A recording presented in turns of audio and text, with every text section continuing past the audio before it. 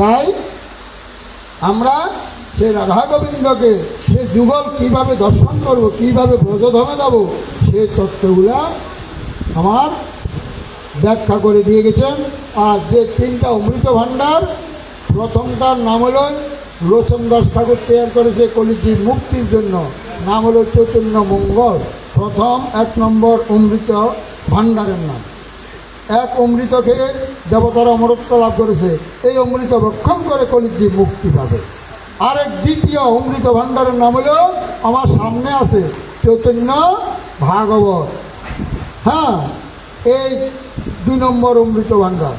3 নম্বর অমৃত ভাণ্ডারের নাম হলো চৈতন্য চরিতামৃত অমৃতের সিন্ধু, কর্ণমন তৃপ্ত করে যার এক বিন্দু, ভব সিন্ধু তরিবারে যারও আছে চিত, শ্রদ্ধা করি শুন তবে চৈতন্য চরিত, শ্রীরূপ রঘুনাথ পদে তার আর, চৈতন্য চরিতামৃত কহে কৃষ্ণ দাস। জয় জনিতাই,